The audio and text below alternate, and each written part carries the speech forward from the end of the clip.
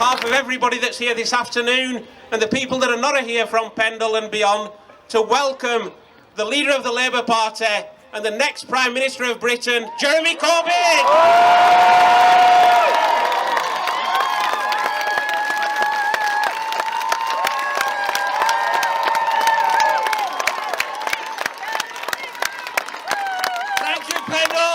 Thank you for inviting me, and thanks for being here today in this beautiful park. I'm sorry if you've had a bit of a wait. We've done a lot of events all day today. I want to thank you for all you did in that document, set out our policies, our general approach, and what we wanted to do in the world. And you know what? Even now, 2 months after the election, it's on its third reprint as people still want copies of our manifesto because they understand what is in it. A different world it could be, and what a government dedicated towards justice, peace and equality could achieve. And we didn't win the election, that I fully concede, but we increased the Labour vote by 3 million across the whole country, more than at any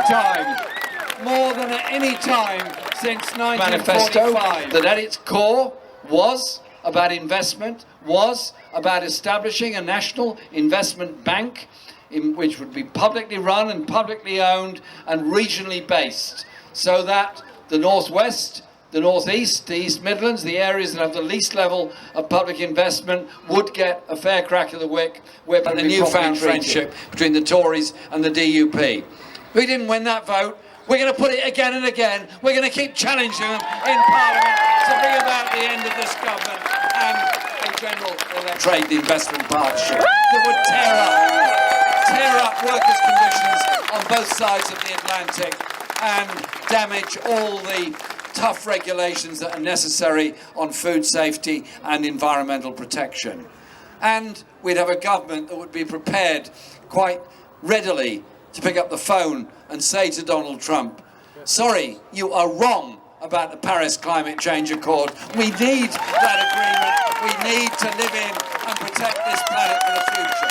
You'll have a government that would be prepared to stand up for the needs of the whole planet and play our part in environmental sustainability and protection. Any of us could get cancer, any of us could have a heart attack, any of us could have a serious medical condition, and the NHS would be there for us.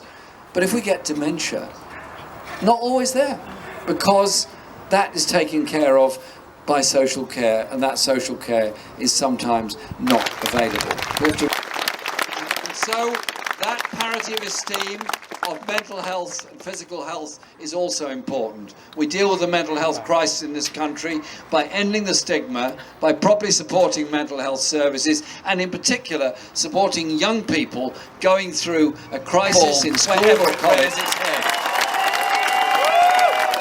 So we don't denigrate people, we don't denigrate communities, we don't denigrate faiths of any sort. We live in a multicultural, multi-faith society and environment. It is about standing up for the good of our environment as a whole. When I see people campaigning to defend and support our National Health Service, that again is a sign of a healthy and strong and vibrant democracy.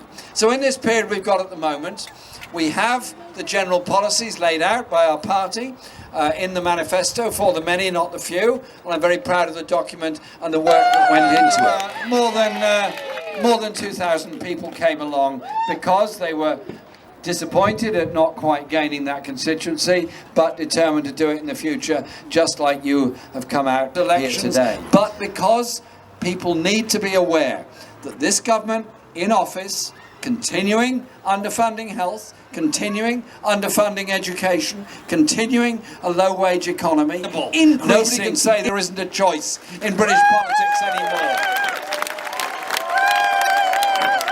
And so,